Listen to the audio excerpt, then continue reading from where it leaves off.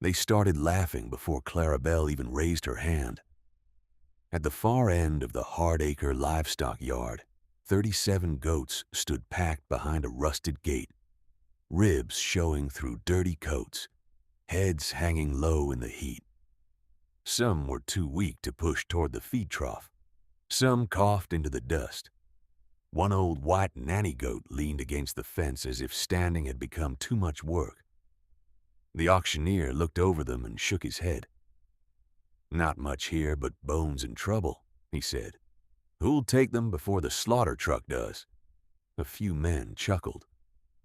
Roy Haskins, the biggest cattleman on the West Road, leaned against the rail with his hat tipped back. "Don't call those livestock," he said, loud enough for everyone to hear. "That's a graveyard with hooves." More laughter rolled through the yard. Clara stood near the back in her father's old denim jacket, one hand wrapped around her last envelope of cash. She was 21, sun-browned, quiet, and tired in a way most people mistook for weakness. Her father had been gone 8 months.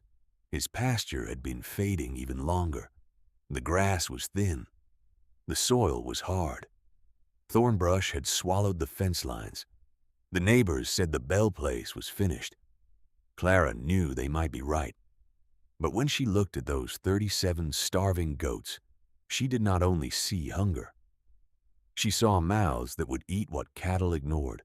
She saw hooves light enough to work poor ground without tearing it apart. She saw manure for dead soil. She saw movement. She saw one last chance. The auctioneer sighed. Any bid? Roy looked back at Clara and smirked. "Go on, girl. Buy yourself a problem." Clara raised her hand. The yard went quiet for half a second. Then the laughter came harder. Ellis Brandt, the livestock hauler, slapped the side of the gate. "You serious? These goats are headed to slaughter because nobody with sense wants to feed them." Clara stepped forward. "How many?" "All 37, Ellis said. "I'll take them. And if you believe the quietest person in the room sometimes sees what everyone else misses, stay with Clara's story." Roy laughed through his nose. "Your daddy would have known better." That one landed. Clara's face tightened, but she did not answer. She counted the goats one by one, paid with the folded bills from her envelope, and helped tie the gate on Ellis's trailer. When the last latch closed, she put her hand on the old white goat's neck and whispered, "You're coming home." Because 3 months later, when drought burned every pasture in Hardacre County brown, the only field still holding green belonged to the girl they laughed at. Ellis delivered the goats just before sunset. The trailer backed into Clara's yard with a groan, and the animals stumbled down the ramp like shadows with legs. They spread across the dusty lot, sniffing fence posts, chewing splinters, stepping carefully as if the whole world might hurt them. Clara had built a holding pen from crooked panels, old wire and cedar posts her father had stacked behind the barn. It did not look pretty. Nothing on the Bell place looked pretty anymore. The barn roof sagged. The trough leaked. The windmill turned only when the wind felt generous. But Clara had spent 2 nights preparing. She filled tubs with water, laid hay in small piles, and mixed grain slowly because sick animals could not be rushed back to strength. Before dark, she opened her father's Pasture notebook. The cover was cracked. The pages smelled like dust, sweat, and tractor grease. His handwriting ran unevenly across old notes about rainfall, fence repairs, grazing sections, and soil that needed rest. On one page he had written, "Brush is not always the enemy. Sometimes it is the sign the grass gave up fighting." Clara read that line 3 times. The next morning, Roy stopped by the fence.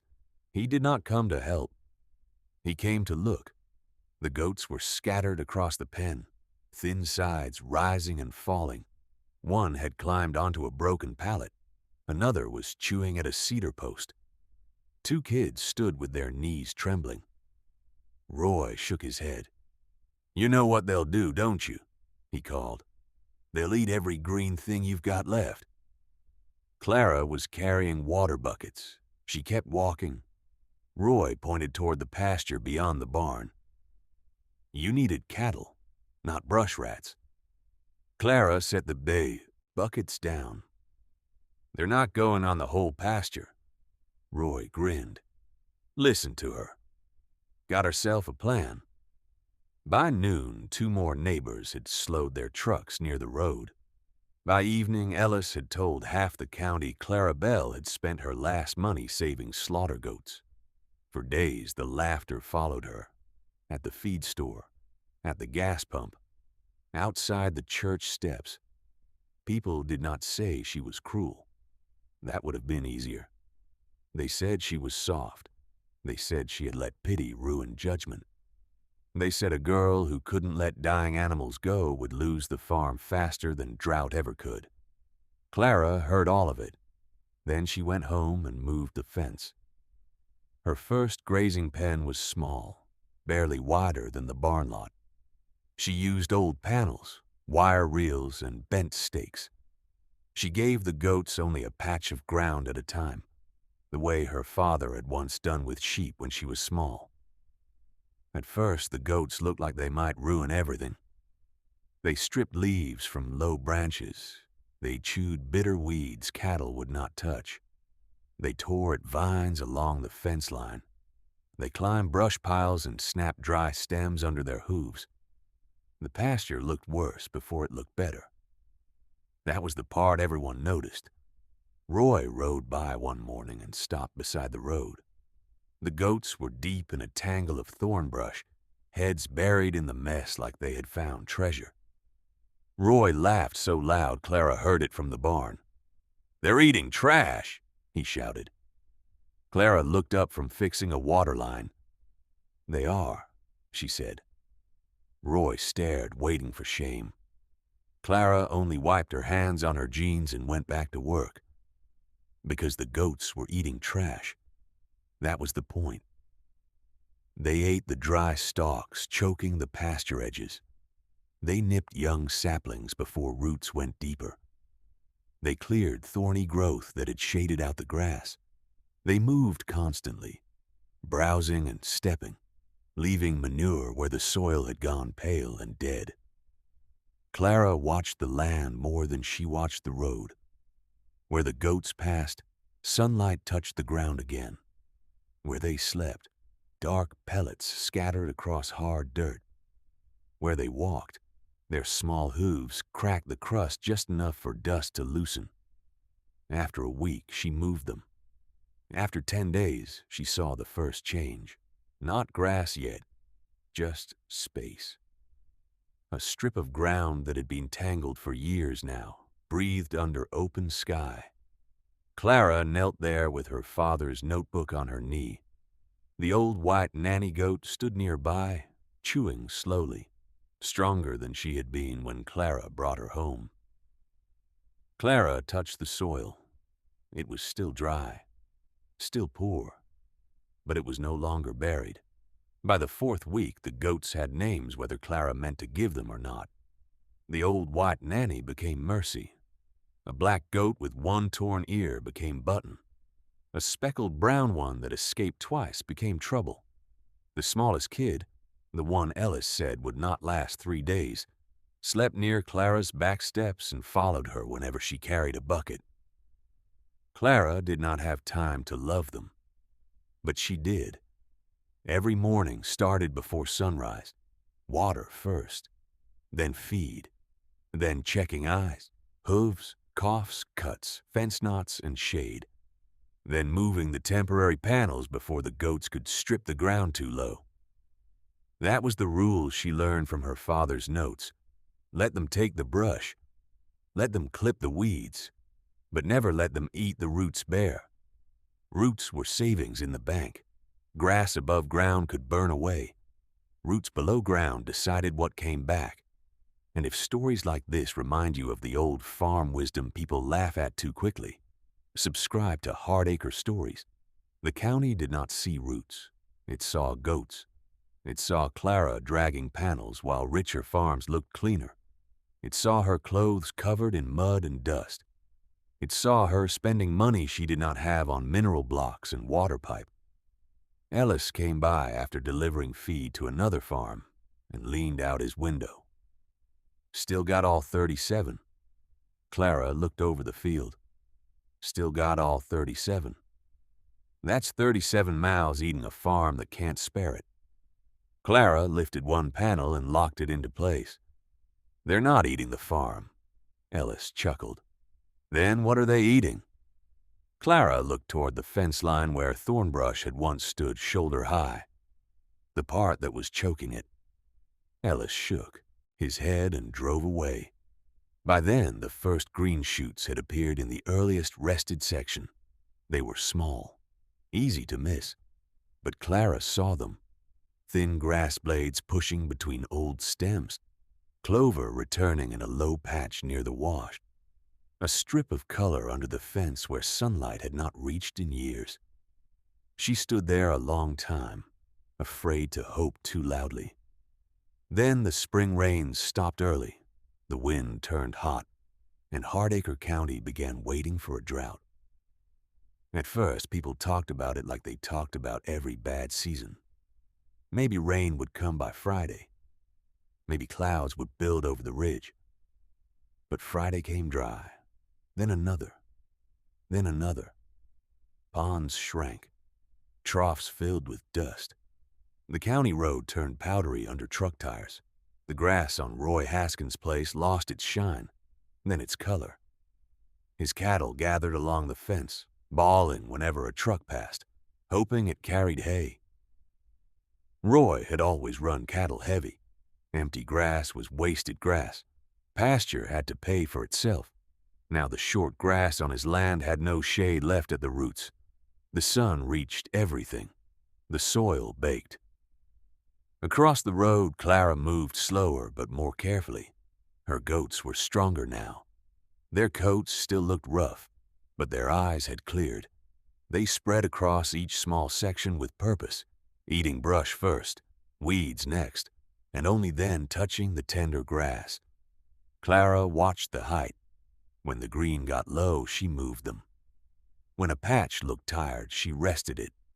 When one section needed shade, she left enough stem to protect the soil. She hauled water until her shoulders ached. She patched fence in the dark. She counted the goats every night. 37. Always 37. Then came the mistake. A hot wind blew for 3 days. One corner fence, already weakened by rust and goat pressure, bowed outward. Trouble found it first. By morning, 12 goats had pushed into a rested section Clara had meant to protect. They ate too much. By noon, the patch looked shaved and wounded. Roy saw it from the road. He slowed his truck and leaned out with a satisfied grin. "There it is," he called. "Told you those goats would eat her poor." Clara stood in the field, sweat on her face, looking at the overgrazed strip. For the first time since the auction, doubt hit her hard. Maybe Roy was right. Maybe she had been too slow. Maybe the goats had only delayed the end. That night, she opened her father's notebook under a weak kitchen light. She turned pages until she found a line beside a sketch of pasture sections. A mistake in grazing is not the end. Leaving it there is. The next morning, Clara rebuilt the fence. She moved the goats early. She covered the worst soil with old hay and manure from the barn. Then she left that wounded corner alone.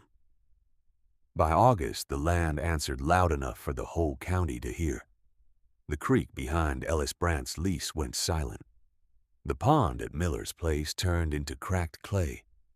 Roy began buying hay from 2 counties over, then complained about the price to anyone who would listen. Fields that looked strong in June yellowed in July. By August, they were brown. Hardacre County smelled like dust, hot wire, and tired animals. People stopped laughing at Clara because they were too busy worrying about their own land. Then, one morning, the school bus driver mentioned something at the diner. Bell Place still has green on it. Roy looked up from his coffee. What? Clara Bell's field, the driver said. Not all of it, but there's green strips. Goats standing in it like spring forgot to leave. The diner went quiet. By evening, 3 trucks had slowed near Clara's fence. The next day, 5. They saw what should not have been there. Beyond Clara's fence, the neighboring pasture lay brown and brittle. Inside her fence, the land was not lush, not perfect, not magic, but it was alive, green held in narrow lanes where brush had been cleared. Clover spread near the low wash. Grass stood strongest where the goats had slept weeks earlier. The soil under the old weed patches stayed darker. The rested sections had cover. The roots had not been stripped bare. And the 37 goats moved calmly through the pasture, no longer looking like doomed animals from a slaughter pen, but like workers in a system only Clara had believed in. Before Roy asked what Clara put on that, "Land, tell me, would you have called her foolish, or would you have waited to see the land answer?" Roy came last. He parked beside the road and didn't get out at first. Ellis pulled in behind him. For a while, both men stood at the fence without speaking. Mercy, the old white goat, lifted her head and stared at them while chewing. Roy finally pointed to the green strip near the cedar posts. "What did you put on that?" Clara was carrying a roll of wire. "Nothing." "Don't tell me nothing. My place is burned flat." Clara set the wire down and walked to the fence. Ellis looked across the field. "How is this still green?" Clara rested one hand on the top rail. "The goats cleared the brush before it stole the water. They opened the ground. They manured the poor spots. Then I moved them before they took the roots." Roy frowned. "That's it?" Clara looked toward the pasture. "That's a lot." For once, Roy had no quick answer. The man who had called them a graveyard with hooves stood there watching those goats feed on living ground. Ellis took off his cap and scratched his head. "I sold them to you because I thought they were finished." Clara nodded. "I know." Roy looked at the goats again. "You willing to sell some?" Clara almost laughed, but she didn't. "No." His face tightened. She looked him straight in the eye. They stayed together when everybody thought they were worthless. They stay together now. The answer moved through Roy slower than shame. He nodded once. Not much, but enough. By September, people stopped calling them slaughter goats. They called them Clara's herd. A widow 2 miles east asked if Clara could bring them to clear briars behind her lower field. A young farmer with a failing orchard wanted to know how long to rest a grazed patch. Even Roy came back, not to laugh this time, but to ask where she learned it. Clara brought out her father's notebook. She did not hand it over. She opened it at the fence and showed him the pages. Rainfall marks, pasture sketches, old notes about roots, rest, and brush. Roy looked at the handwriting and lowered his voice. "Your daddy wrote all that." "Most of it," Clara said. "And you figured the rest?" She looked out at the goats. They helped. That evening, the sun dropped low over Hardacre County. The fields beyond Clara's fence were still brown, waiting for rain. But inside her pasture, green held close to the ground. Not everywhere. Not perfectly. Enough.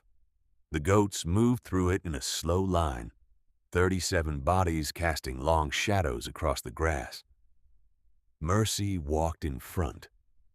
Trouble stayed near the fence, looking for weakness like always.